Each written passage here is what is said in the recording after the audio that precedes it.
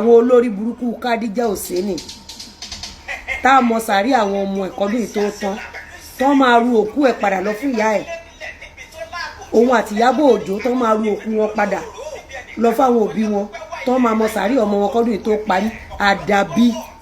tó bá jẹ́ pé òtítọ́ ni Ìyábọ̀ Òjó gbé wá síbí lókù ṣé mọ̀ padà bí yẹn lèmi dúró sí lórí. Lizzy Anjorin ti tún bẹ̀rẹ̀ wàhálà pẹ̀lú Ìyábọ̀ Òjó ó tún ṣẹlẹ̀ ní àná níbi tí Lizzy Anjorin tó ti bú Kádíjà àti arábìnrin tí a ń pè ní Òjó Abẹ́ àti Ìyábọ̀ Òjó gbogbo wọn ló bú ní orí fídíò tí ó ṣe ní àná ẹ̀yin èèyàn wá farabalẹ̀ kí ẹ wo fídíò yìí ó ti yá. tí n bá sọ wípé kéèsì tó ṣẹlẹ̀ láàrin ìjẹta sẹ́ni tí n bá sọ fún yín pé Ọlọ́run fi ṣẹ́ ogun ní ńkọ́ máa play fídíò kan nísìn tí gbogbo yín máa fetí ara yín gbọ́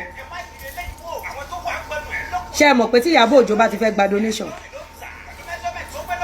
ẹni tó bá ti di irọ́lé lórí ẹni tó bá ti di irọ́lé lórí Ọlọ́run nìkan ló lè yọ ẹni yẹn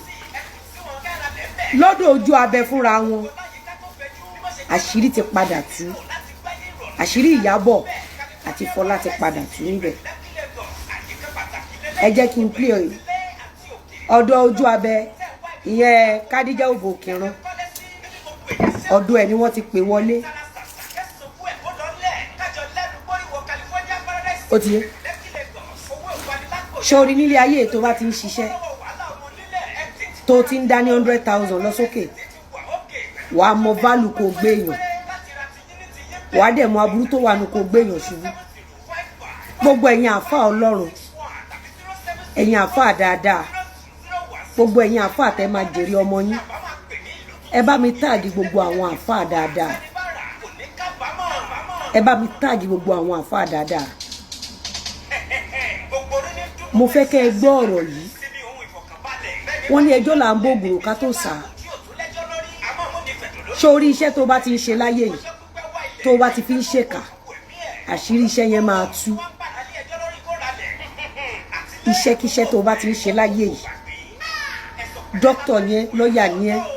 ó ń talẹ̀ ni o ó ń taṣọ ni o ó ń ṣiṣẹ́ oṣù ni o ẹni iṣẹ́ tó bá ti ń ṣe tó bá ti fi ń ṣèkà iṣẹ́ yẹn máa tú mo máa gbé àṣírí kan jáde lálẹ́ yìí gbogbo ẹ̀yin àfáà pátápátá ìṣẹ̀lẹ̀ máa dáríjì mi ìdí tẹ́ ṣe máa dáríjì mi ni wípé Kádíjà Òsénì ọmọ Ìyẹyìn Ejò ọmọ bàbá Hamzat Òsénì tẹ́ ẹ bá wo bọ́n ṣe operate lẹ́nu ìjẹta ẹ rí i pé family tó ń blackmail èèyàn jẹun ni family tó máa ń fi ìhòòhò àwọn obìnrin tó wá ṣiṣẹ́ lọ́dọ̀ bàbá Kádíjà ó máa ń fi ìhòòhò àwọn obìnrin tó wá ṣiṣẹ́ lọ́dọ̀ ẹ̀ ó máa ń fi ìhòòhò yẹn blackmail wọn tẹ́ ẹ bá wo bí ìyá Kádíjà ṣe wùwà ẹ rí i pé kò kí ń ṣèní kò kí ń ṣàná ni wọ́n ti ń blackmail èèyàn tó dẹ̀ máa team up láti silence victim mo máa wá tú àṣírí kékeré kan lálẹ́ yìí tí kò yẹ kí n tú mo gbọ́dọ̀ tú láti tú àwọn èèyàn mi sílẹ̀ bọ̀tẹ́ rí mo kọ́kọ́ fẹ́ gbé fídíò kan méjì wá mo kọ́kọ́ fẹ́ gbé fídíò kan wá màá wá gbé fídíò èpè àwọn àfáà yẹn wá màá wá tú àṣírí yẹn tí n bá tú àṣírí yẹn tẹ́ ẹ bá ṣe mistake déwájú àwọn àfáà àwọn olórí burúkú àfáà bí Hamzat Òsénì ó ṣeéṣe kán fi nǹkan kan blackmail yín kẹ́rù dẹ̀ máa bà yín ẹ jẹ́ ká gbọ́ fídíò yìí ọ̀dọ̀ Kádíjà òun náà ti play ẹ jẹ́ ká jọ fetí ara wa gbọ́. Kankan ní àbí kankan bọ́tí gbogbo ẹgbẹ́ tó fi lè mú yín máa support irú kan bẹ́ẹ̀. Ẹ̀dì nígbà kan ṣé yìí náà. Àwọn ò sọ. Alátẹnujẹ ni mẹ́gà ẹ̀. Ẹni àárín ló ń bá wọn lẹ́yìn ìyá yín ni. Ẹ̀kọ́ ní ìwọ àkàrà. ẹ wá ẹ mọ̀ mí bẹ́ẹ̀ ni. àmọ́ yìí bọ̀ àwa ń rí yín social media. nígbà tẹ wá rí mi social media ẹ bíbi tó ti kówó fún mi ni. sẹ́nìbọ̀dì tó sọ tọ́jú ọmọ lẹ́ ń jẹ lórí íńtánẹ́ẹ̀tì pákéjì lè kó jẹ. mọ̀ ìyẹn kọ́ ló gbé mi wá sókè sẹ́nìbọ̀dì tó gbé mi wá sókè sa nǹkan tó gbé mi wá sókè gangan. mo fẹ́ kẹ́ ẹ gbọ́ story woman yìí woman tó fẹ́ sọ̀rọ̀ yìí tó ní pé nǹkan kan ló gbé òun wá sókè mo fẹ́ kẹ́ ẹ gbọ́ ìtàn ẹ̀ dáadáa ṣẹ́rí tẹ́ bá gbọ́ story tí woman yìí sọ tán ẹ wá rí ìdí tí èmi ṣe ń sọ wípé àdàbí tí Ìyábọ̀ Òjó bá gbé òtítọ́ wá ṣẹ́rí Ìyábọ̀ àti Fọlá àti Kádíjà àtàwọn tó ń ba ayé àwọn ọmọ ọlọ́mọ jẹ́jẹ́ wọn irọ́ tán ti pa lórí cyberspace yìí ó pọ̀ inú mi wá dùn wípé òtítọ́ ọ̀rọ̀ tèmi ń sọ ó padà ti ọ̀dọ̀ Kádíjà Òbò Òkèrun ó padà ti ọ̀dọ̀ ẹ̀ jáde kí ni mo sọ fún yín ẹ jẹ́ ká gbọ́ nǹkan tí arábìnrin fẹ́ sọ ṣé mọ̀ kó ti pẹ́ tí Lizzy ti ń sọ sáìdì ẹ̀ Lizzy dẹ̀ ń challenge Ìyábọ̀ Òjó pé kó jáde sẹ́ẹ̀ kó wá búra pé òtítọ́ lòun àti Fọlá gbé wá àbí Lizzy òun á sọ bẹ́ẹ̀ ẹ máa gbọ́. mo ti fún wọn lẹ́kọ̀ọ́ tó gbé mi wá sókè gangan tí ìmọ̀ nǹkan tó fa ìjà tó ń bá Fọlá jà ṣẹ́rí second wife Mr. Lati Solongo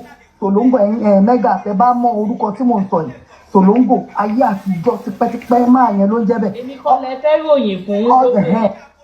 ẹ gbọ́ Solongo tipẹ́tipẹ́ ẹni tí Ìyábọ̀ Òjó àti Fọlá sọ fún wa pé kò ní owó lọ́wọ́ so obìnrin yìí fìdí ẹ̀ múlẹ̀ wípé orúkọ yẹn ti ń rèénì tipẹ́ àbí bẹ́ẹ̀ kọ́ kórúkọ dẹ̀ tó lè rèénì ajọkùnrin tó lówó tó lọ́lá ó lè má pọ̀ níwọ̀n bá ti tiẹ̀ big boy ní nígboro náà ẹ máa gbọ́ ẹ jẹ́ ká gbọ́ nǹkan tí mega testimony tóun náà mọ̀ nípa Solongo ẹ jẹ́ ká gbọ́ nǹkan tí mega testimony ẹ jẹ́ ká gbọ́ nǹkan tí ó sọ mo ń gbọ́. àwa mọ gbogbo pàrọ̀ yẹn òun náà ló máa wọn pàrọ̀ yẹn ẹ jẹ́ ká wá gbọ́ bí mega testimony ṣe describe ṣe bí bàbá ọmọ Lizzy Anjorin àbí ẹ jẹ́ kí ẹ̀ ń pé jẹ́jẹ́ ni Lizzy máa ń lọ àwọn náà kọ́ máa wá fọmọ Lizzy wọ́n wá fún business Lizzy wọ́n á fọkọ Lizzy wọ́n wá fún ìyá àti bàbá Lizzy àmọ́ tí Lizzy bá wá ṣe tiẹ̀ wọ́n á máa sọkún ẹ já gbọ́ nǹkan tí mega testimony tí Mr. Lawal kó 1 million naira lẹ̀ láti fi yọ nínú ìṣòro ṣẹ́rí díẹ̀díẹ̀ làṣírí máa tú mega testimony Mr. Lawal Solongo kó 1 million naira sílẹ̀ láti fi yọ nínú ọ̀fìn tí ayé dẹ́lẹ̀ fún ẹ jẹ́ ká gbọ́ nǹkan tí mega testimony sọ nípa Solongo yẹn ẹ máa gbọ́. Solongo labádẹ sọ pé èèyàn Solongo ẹni tí ò lè kó bàtà èèyàn múgùn dìdìrìn. ṣé kò wá ń ṣe múgùn ṣé kò kí ń ṣe dìdìrìn ṣe bẹ́ẹ̀ gbọ́ nǹkan tí mega testimony ń pè bàbá ọmọ Lizzy Anjorin àbẹ́ ẹ̀ gbọ́ nǹkan tí mega testimony tó ń pe bàbá ọmọ Lizzy Anjorin ṣé Lizzy Anjorin lọ fún bàbá ọmọ mega testimony ṣé Lizzy Anjorin lọ fún mega testimony ṣé Lizzy Anjorin lọ fún ọmọ mega testimony ṣé Lizzy Anjorin lọ fún mega testimony àmọ́ tó bá yá ẹ máa wo bó ṣe operate ẹ máa gbọ́ o ibi tá à ń lọ kọ́ ni mo kàn fẹ́ kẹ́ ẹ gbọ́ orúkọ tí mega testimony pé ẹni tó bá san 1 million naira tó fi yọ nínú ọ̀fìn ayé time and date don't lie receipt kẹ̀dẹ̀ ní kò kí ń ṣe kí ni kò kí ń parọ́ ó ti ẹ̀yìn nǹkan tí mi sọ ẹ ṣe rí everybody gbogbo ara máa débẹ̀ inú ọ̀fìn tí Mr. Lawal ti yọ mega testimony ọ̀fìn yẹn wà ń bẹ̀ tó lanu síbẹ̀ bọ́ngbà tí mega testimony débi ọ̀fìn yẹn kàn ré kọjá lórí ẹ̀ ó dẹ̀ mọ̀ páwa la ṣiṣẹ́ yẹn àmọ́ ọ̀fìn yẹn wà ń bẹ̀ yẹn ti gbórúkọ tó pé ẹni tó bá san 1 million naira kẹ́ ẹ máa wo social media ẹ jẹ́ ká máa èmi ò sọ nǹkan pa mega testimony èmi ò ní interest nínú kéèsì mega testimony ó ti yẹn èmi kàn ń sọ fún yín ni ó ti ń pé sórí ìran Yorùbá tó bá lówó kó kọ́lé o tó bá lówó jẹun sínú ọmọ ara ẹ o kó jẹun sínú ẹ o tó bá gbọ́ pé èèyàn kan nídìí ìrànlọ́wọ́ ọmọ ìyá mi má dáwó ń bẹ o tó bá gbọ́ pé lómi wà ní ìṣòro ọ̀rọ̀ ayé ọ̀sẹ̀ kó máa lọ ní o. mánéjà kí lorúkọ ọmọdé yìí Ọlá da wealth òun ló introduce mi sí Mega Testimony pé ó níṣòro. Mega Testimony was never our fan. Mega Testimony máa ń bú mi dáadáa lórí TikTok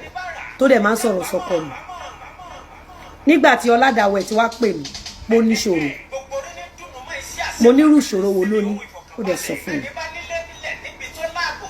Mo ní kàn gbé sórí aago fún mi mo ní jẹ́ kí n wo nǹkan tí mo lè ṣe fún ẹ mo dẹ̀ contact ọkọ mi.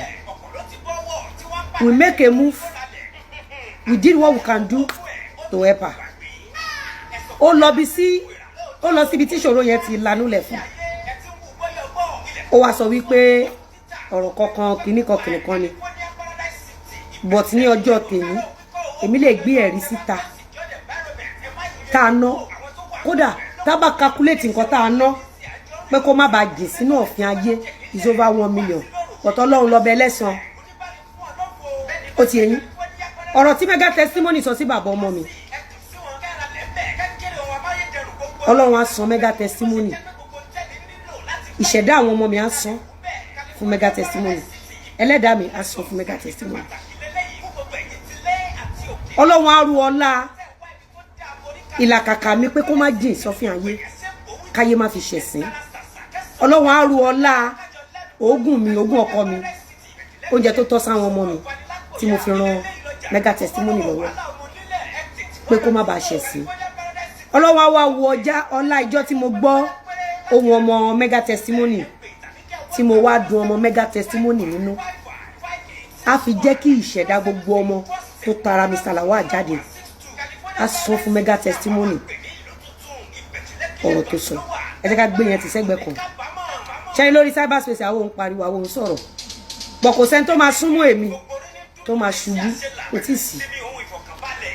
tí ì sí pé wàá súnmọ́ mi pé wàá ṣubú kò ń ṣe mi. Ẹ lè bú mi ẹ lè sọ̀rọ̀ tí ò dá ń pa mi ẹ lè ṣẹ́ ní ti pa pé bọ̀ wàá súnmọ́ mi wàá ṣubú kò tí ì sí.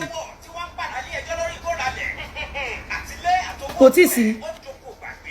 ì sí bọ̀ mo dúpẹ́ lọ́dọ̀ Ọlọ́run wípé kò sórúkọ tẹ́ ẹ pè mí Ọlọ́run vindicate mi.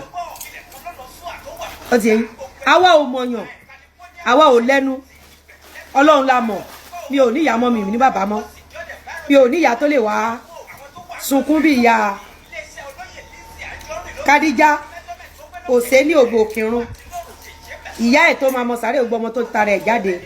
àwa ò ní ìyá tó lè wá sórí wá lọ́lọ́run ààrẹ ẹmọyàn ṣùgbọ́n ọmọ Ọlọ́run. So now obìnrin kan wọlé olóhùn fẹ́ sọ̀rọ̀ ṣé tòótọ́ ní Ìyábọ̀ Òjó àti Fọláṣadé Sàríyù gbé wá àbí irọ́ ní Ìyábọ̀ Òjó pa. Ìyábọ̀ Òjó wá mọ̀ọ́mọ̀ parọ́ mọ́ Lizzy láti subject Lizzy Anjorin sí public ridicule àti láti fi Lizzy Anjorin gba donation. Mo fẹ́ kẹ́ ẹ gbọ́ òtítọ́ láti platform Ojú Abẹ.